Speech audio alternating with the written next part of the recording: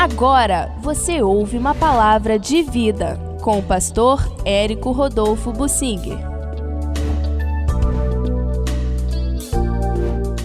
Eu quero falar numa experiência específica narrada na Bíblia, no Evangelho de Marcos, no capítulo 5, quando Jesus tem um entrevero com os gerazenos e falar um pouco sobre os demônios territoriais. Esses assuntos de vez em quando são levantados, mas eu quero trazer aquilo que Deus me dá, que está na Bíblia, segundo a minha compreensão, para a gente entender isto.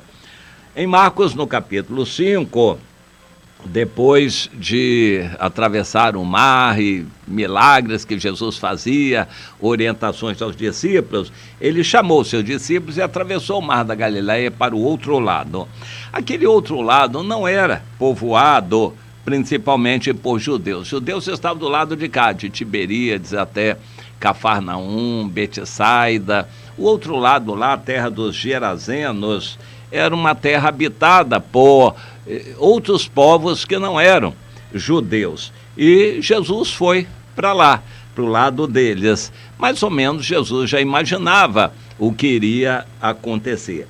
Logo ao desembarcar, segundo o Evangelho de Marcos, veio dos sepulcros ao seu encontro um homem possesso de espírito imundo. Em algum lugar diz que eram dois. Aqui nós temos no Evangelho de Marcos essa menção.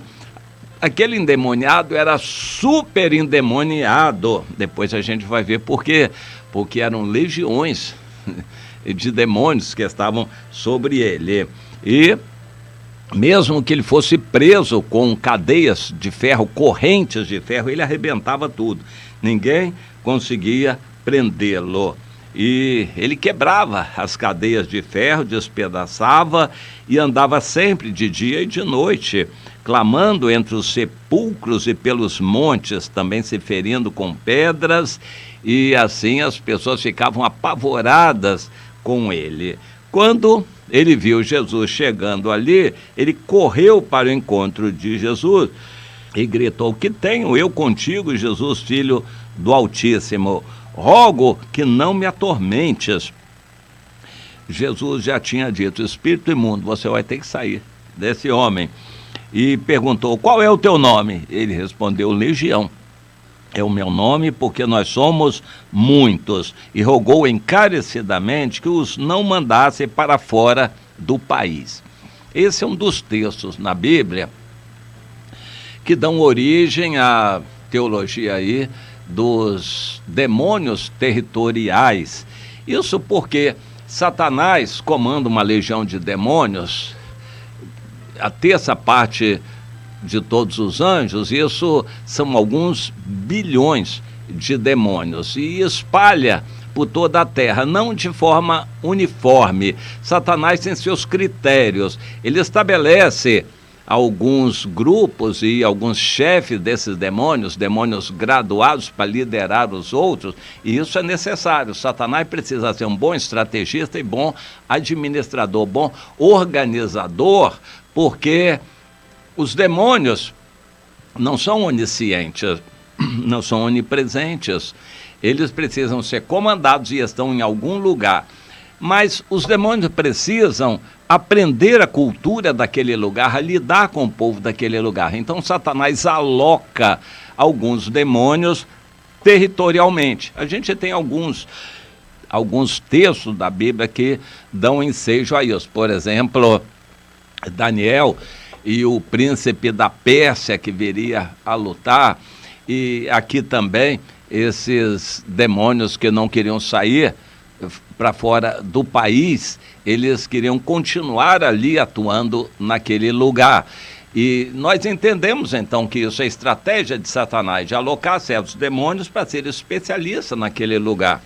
Como os demônios não são eternos, digamos assim, eles não têm todo o poder de onipresença, de onisciência, eles precisam atuar dentro dos limites da sua limitação, limites estabelecidos por Deus e eles preferem, então, ficar ali naquele lugar. Mas como os demônios não morrem, então eles se especializam em famílias, daí a ideia de demônios hereditários. Eu não acredito em maldições hereditárias, mas em demônios hereditários. Demônios que já conhecem meus antepassados e que já sabem das minhas tendências culturais, familiares, das minhas fraquezas, e eles são sempre os mesmos demônios que estão ao meu redor para me perturbar, porque eles já me conhecem.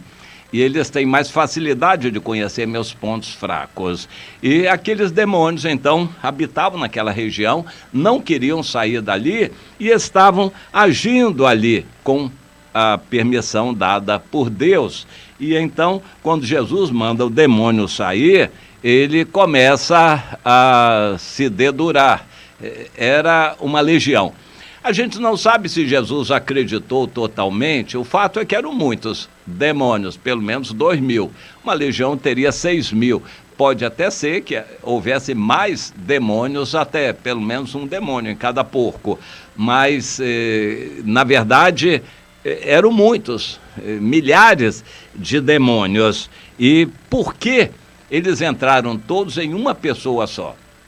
Para somar força e impressionar as pessoas. Isso também é uma tática de Satanás, de botar vários demônios numa pessoa para ela ficar muito endemoniada e impressionar os outros. Se Satanás divide os demônios ou concentra em uma pessoa, isso aí é estratégia dele e ele tem a liberdade de Deus para isto. Naquele caso, ele concentrou no mínimo 2.000 demônios. Provavelmente, se ele falou a verdade, uma legião com 6.000 demônios. E então eles pediram para não mandar para fora do país. E então, como eles viram uma manada de porcos ali perto, interessante, hoje em dia a gente cria porco preso, para ele também não gastar muita energia. Naquela época eles criavam um porco solto, para que os porcos comessem do que achassem. O porco com fome come qualquer coisa, ele pega uma árvore, um pé de aipim, arranca a raiz, come a raiz. O porco é muito voraz, inclusive carnívoro também. Ele pode até matar uma pessoa e come as carnes. O porco come praticamente de tudo. E aquela manada de porcos não era de judeus, porque o porco era um animal imundo para os judeus. Mas como eles não eram judeus, eles apreciavam o porco. E aquela manada tinha cerca de 2.000 porcos. Então o demônio, certamente o demônio-chefe, falava com Jesus e pediu: manda, você vai me expulsar desse homem, manda a gente entrar nos porcos. Jesus permitiu. Por que Jesus permitiu? Para que tudo ficasse registrado na Bíblia e nós aprendêssemos muitas lições. Vamos aprender. Uma pessoa com um demônio pode fazer muitas coisas. Quando tem 10 demônios, pior ainda.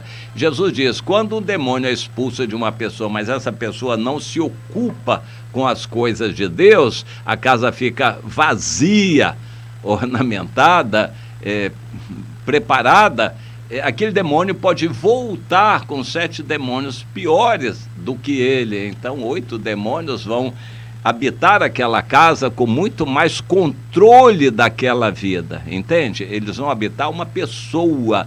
A pessoa vai ficar possessa com uma situação pior do que era antes. Os demônios então pediram, Jesus concedeu e eles tiveram que obedecer. Jesus os expulsou, a legião inteira daquele endemoniado, e ele ficou liberto. E os demônios entraram nos porcos. Eram cerca de 2.000 porcos, pelo menos um demônio em cada porco. Todos os demônios ficaram endemoniados. Pode até ser que em algum porco, 2, 3 demônios, mas o fato é que os porcos ficaram endemoniados. Animais também ficam endemoniados. Você já viu um cachorro endemoniado, um gato endemoniado? Pois é, a gente precisa estar atento a isso. Mais uma razão pela qual a gente deve buscar a Deus, o poder de Deus em espírito e o discernimento de espíritos. Criança pode ficar endemoniada, animais ficam endemoniados, isso acontece. E então aqueles porcos se precipitaram despenhadeiro abaixo. O Mar da Galileia não é necessariamente um mar de praias, é um lago de água doce a 200 metros abaixo do nível do mar Mediterrâneo. É um buraco. Água doce formada principalmente pelo rio Jordão.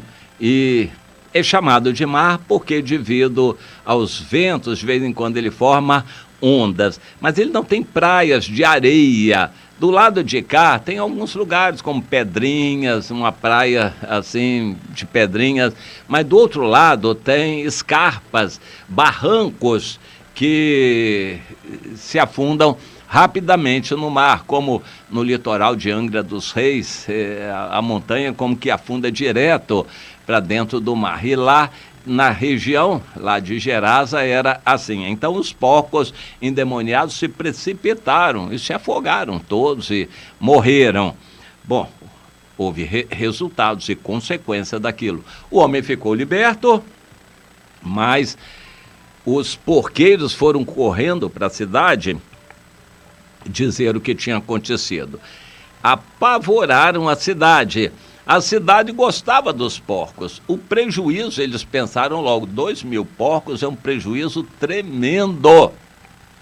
E eles não queriam mais saber daquelas experiências. Já pensou se aquele homem que matou 2.000 porcos, na verdade não foi Jesus que matou, mas Jesus deu a permissão. Aquele homem que deu um prejuízo tão grande, já pensou se ele andar no nosso meio, ele vai lançar todos os nossos rebanhos de tudo, de gado, de camelo, de ovelha, ele vai lançar tudo dentro do mar, nós vamos ter muito prejuízo. É melhor a gente sair lá e pedir que ele vá embora.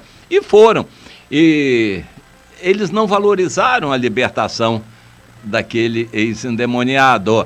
Eles só pensaram no prejuízo e pediram que Jesus fosse embora da sua terra. Não quiseram Jesus.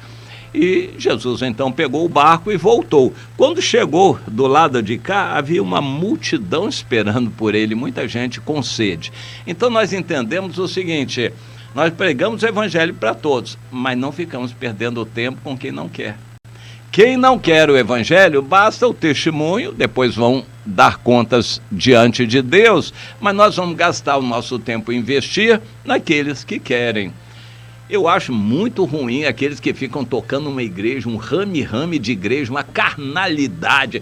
Os jovens naquela ficação, é uma carnalidade tremenda da igreja, mas porque todos são da igreja, eles vão tolerando aquilo. Não, nada disso. Se você está numa igreja assim, procure um grupo de pessoas, ainda que você não tenha direção de sair da igreja, mas não se misture com os outros nessas atividades carnais e mundanas. Procure um grupo para santificar.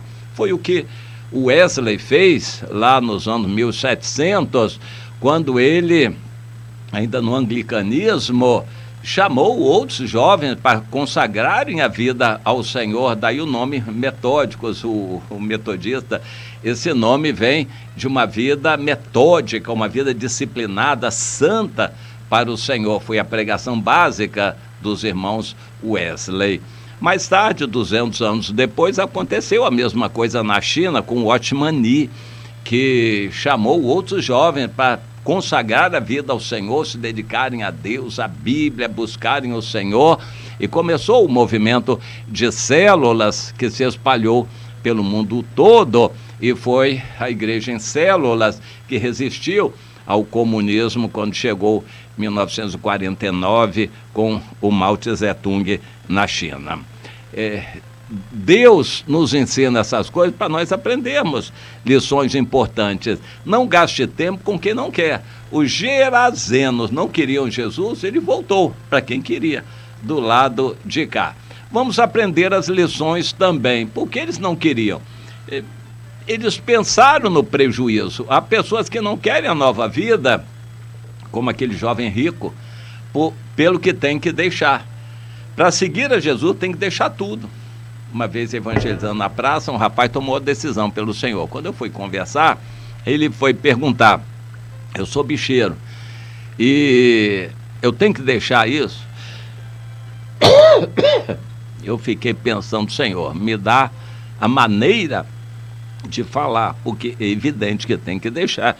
Toda a vida passada tem que ser deixada para seguir a nova vida. A pessoa às vezes vai ter muito prejuízo com a vida velha, que tem que deixar. Vai perder muito dinheiro para ter a vida nova, vai ter que deixar a vida velha. Aqueles gerazenos não quiseram a Jesus por causa do prejuízo que eles tiveram e que poderiam ter mais. Eles valorizaram mais o dinheiro do que a salvação eterna e perderam.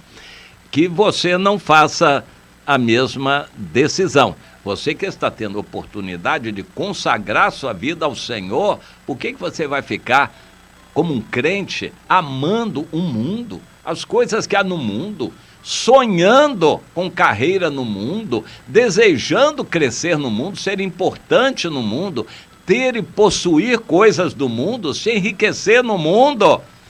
Quem conhece o Senhor morre para tudo isto, não tem mais o coração nessas coisas.